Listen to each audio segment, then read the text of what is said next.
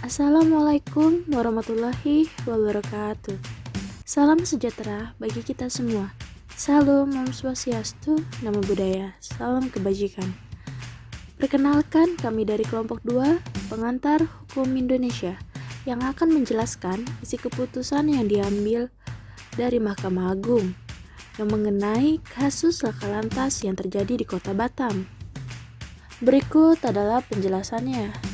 Yang pertama, terdapat para pihak dalam kasus tersebut ialah 1.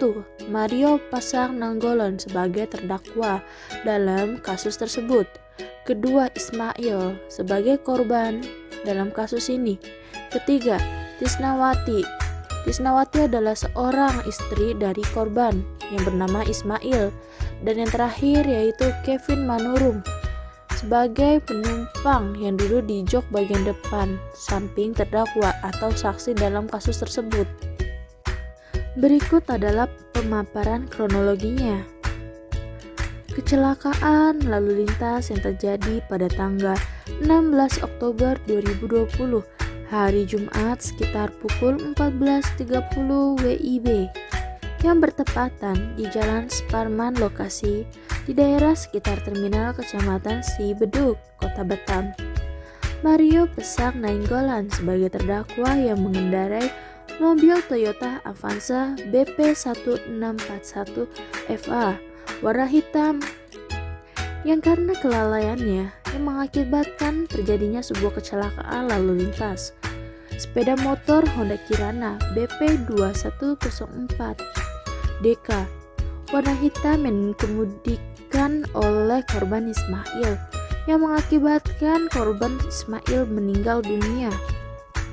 Terdakwa yang datang dari Simpang Panbil menuju ke arah Tanjung Priayu melewati jalan S. Parman dengan kecepatan sekitar 70 km per jam. Sesampainya di dekat pintu 3, mobil yang dikendarai oleh terdakwa oleng ke kiri. Kemudian terdakwa mencoba membalikkan setir ke arah kanan tanpa memperlambat dan mengerem, sehingga mobil yang dikemudikan oleh terdakwa hampir keluar badan jalan. Selanjutnya terdakwa berusaha lagi membanting setir ke arah kiri dan terdakwa tidak dapat mengendalikan mobil tersebut, sehingga sepeda motor Honda Kirana BP2104DK yang menuju dengan kecepatan 50-60 km per jam di depannya ditabrak oleh terdakwa pada bagian kanan stang sepeda motor yang dikendarai oleh saudara Ismail. Yang saudara tersebut tidak menggunakan helm pada saat mengendarai motor. Dan akibat kejadian tersebut, saudara Ismail tidak dapat menguasai sepeda motor yang dikendarainya, sehingga saudara Ismail keluar dari badan jalan ke arah bahu jalan sebelah kiri dan saudara Ismail jatuh dari sepeda motor yang dikendarainya tersebut, di mana kepala saudara Ismail terhempas ke tanah.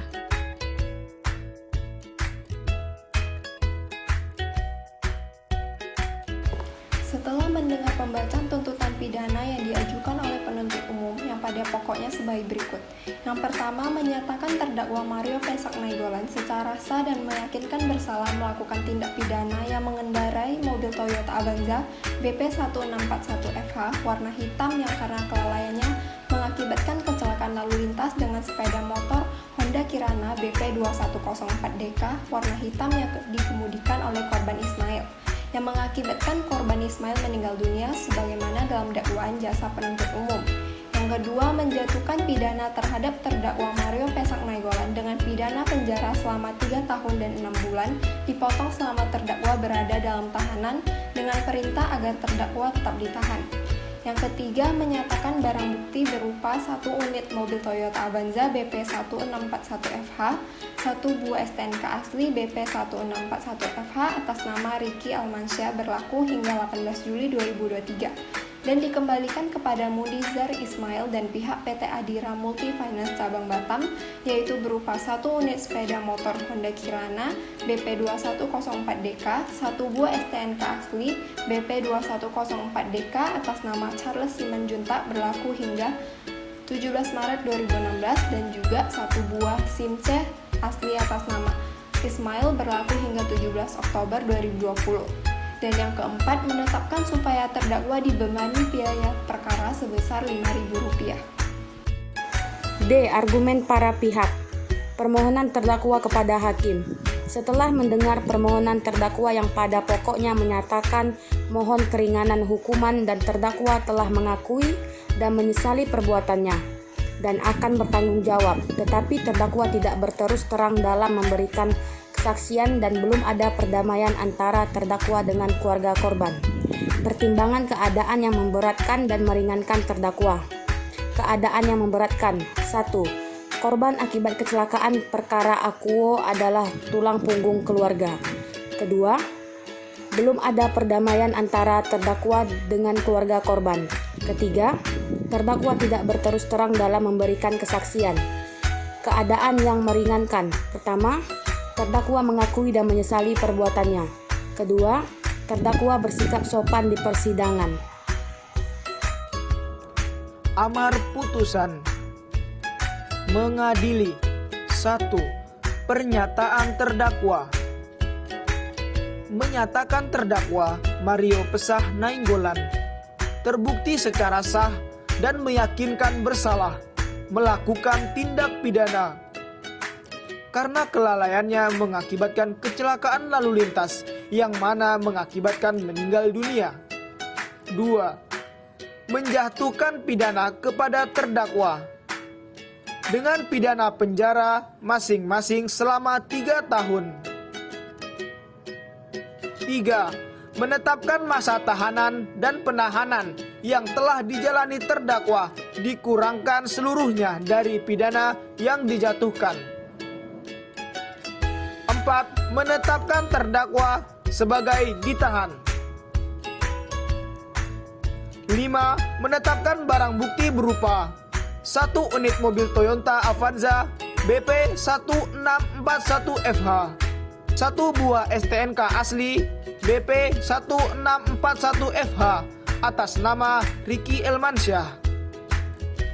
Dikembalikan kepada Munizar Ismail dan pihak PT Adira Multifinance Cabang Batam.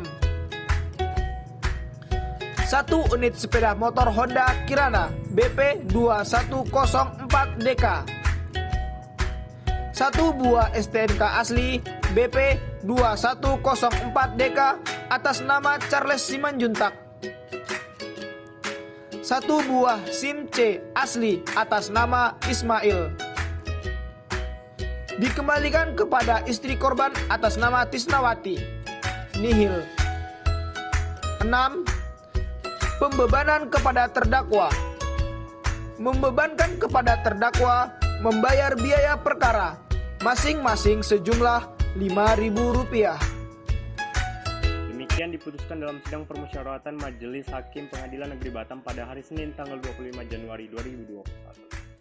Oleh Christo N. Sitorus SH.M. Hum sebagai Hakim Ketua, ada hakim anggotanya seperti Marta Napitulu SH.M.H. dan Yudi Anugrah Pratama SH.M.H. masing-masing sebagai hakim anggota yang diucapkan dalam sidang terbuka untuk umum pada hari Rabu tanggal 27 Januari oleh Hakim Ketua dengan didampingi para hakim anggota tersebut, dibantu oleh Herti Mariana Turnip SH Panitera Pengganti Pengadilan Negeri Batam serta dihadiri oleh Junaidi Abdillah Siregar SH.M.H.